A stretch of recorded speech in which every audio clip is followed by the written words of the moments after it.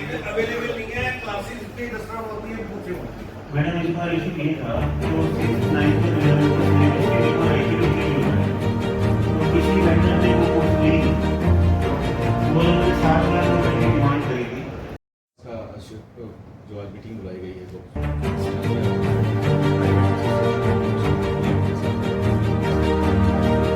उसमें ये निर्देश दिए गए हैं कि बसेज हैं, ट्रांसपोर्ट बसेज हैं, बच्चों को ले जाने के लिए यूज़ कर रहे हैं, उनके कुछ मानक निर्धारित हैं गवर्नमेंट की तरफ से, उनको पूरा कर लिया जाए।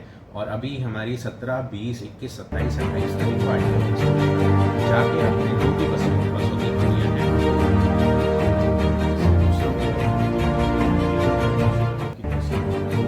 जैसे कि इशू ये आया था कि हम कैसे ड्रंक एंड ड्राइवर कैसे समझ में आता है या फिर उसको कैसे रोकें, कैसे चेक करें कि ड्राइवर ड्रंक करके चला रहा है या नहीं चला रहा। तो उसके लिए मैंने ये बोला है कि हम रेगुलरली ड्राइवर की काउंसलिंग आप करिए और district administration secretary red cross की तरफ से ये काउंसलिंग कराएगा हर 15 डेज।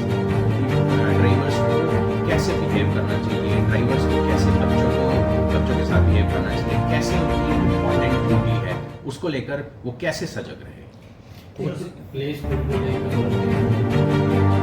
एक मुद्दा ये आया था कि प्ले स्कूल और अकेडमी चल रही है जिसकी शूटिंग हो गई है हर जगह, उसके लिए कोई गवर्नमेंट की डायरेक्शन चाहिए कैसे काम किया जाए। तो उनके साथ भी अगले हफ्ते एक मीटिंग कंडक्ट की सर, स्कूलों को बसेस के रूट पूरे करने के लिए कुछ समय दिया गया? हाँ, कुछ समय दिया गया है। जैसे मैंने कहा 17 तारीख, 21, 27, 28 और 20 तारीख को वो आरटीओ ऑफिस में जाके अपने सारे डॉक्यूमेंट्स, लाइसेंस, इंश्योरेंस, सारी चीज़ें को चेक करा के बच्चों को ले जाने के लिए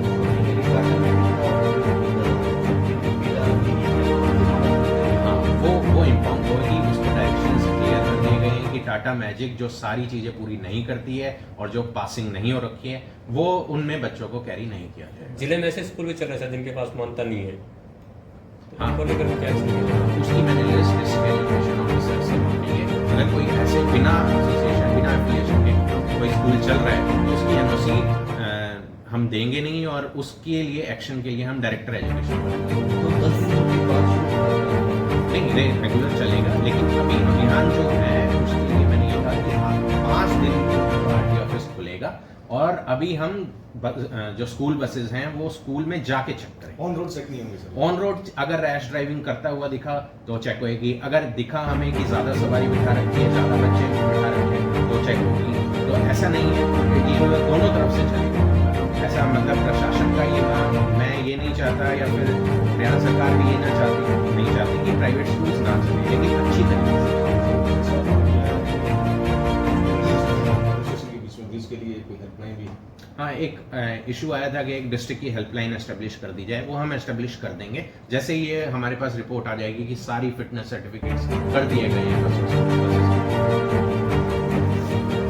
और उसके संदर्भ में एक स्कूल सुरक्षा वाहन पॉलिसी जो बनाई गई है उसके तहत आज हमें यहाँ आमंत्रित किया था डीसी साहब ने और उन्होंने हमारे सुझाव भी लिए और हमें दिशा निर्देश भी दिए। ये जो कांड हुआ है वाकई में बहुत दर्दनाक है, बहुत शर्मनाक है और बहुत ही निंदनीय है। इसकी जितनी भर्त्सना की जाए कम है। ये बहुत गलत हुआ है, ऐसा नहीं होना चाहिए।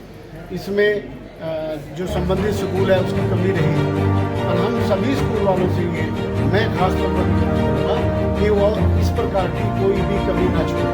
छोटे से लालच में आकर इतना बड़ा नुकसान हो जाए ये बहुत ही गलत है, बहुत ही हम ये चाहते हैं। प्रशासन की तरफ से कोई राहत मिली है क्या? प्रशासन ने अभी क्योंकि एकदम ये सारा मुद्दा उठा और बहुत हौच पौच में सारी ये चेकिंग और इस प्रकार का सिस्टम होने लग गया, कमियां थोड़ी बहुत हर जगह होती हैं और वो है कुछ प्रशासन की तरफ से भी है, हमारी तरफ से भी है। तो उनके लिए हमने निवेदन किया सरकार से। कल हमारी यूनियंस जो हैं वो असीम गोयल जी जो परिवहन मंत्री हैं उनसे मिले तो उन्होंने 10 दिन का हमें टाइम दिया है कि आप इन 10 दिनों के अंदर अपनी सारी कमियां दूर कर लें और वो कमियां दूर करने के बाद हम 10 दिन के बाद फिर चेकिंग करेंगे। अगर उनमें कमी पाई जाती है फिर किसी प्रकार से बख्शा नहीं जाएगा। हम उस चीज़ के लिए उनका तहे दिल से आभार व्यक्त करते हैं और हम विश्वास दिलाते हैं कि हम उन कमियों को दूर करके इस वाहन पॉलिसी का पूरा अनुसरण करेंगे। स्कूलों को प्रॉपर ढंग से चलाने में, बसेज को प्रॉपर ढंग से चलाने में हम पूरा सरकार का सहयोग देंगे और सरकार के हम हमेशा साथ रहेंगे।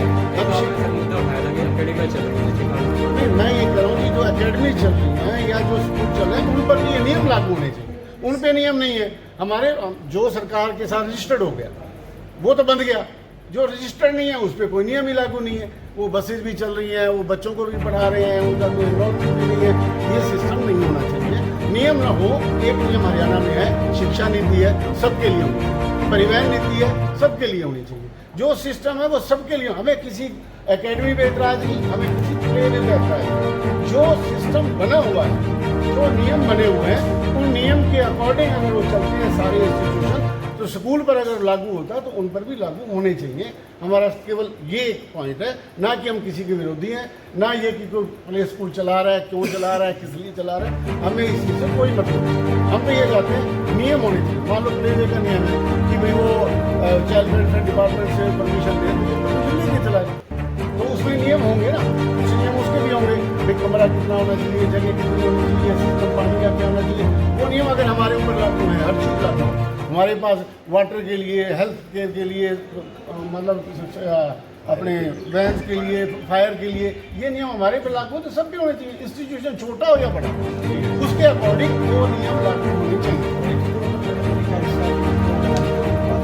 सर एनसीईआरटी की बुक लगाते हैं, हमारी हाई क्लासेज में वही लगी हुई है, लेकिन मार्केट में जब बुक अवेलेबल नहीं होती तो मजबूरी में उनको सब्स्टिट्यूट देने पड़ते हैं,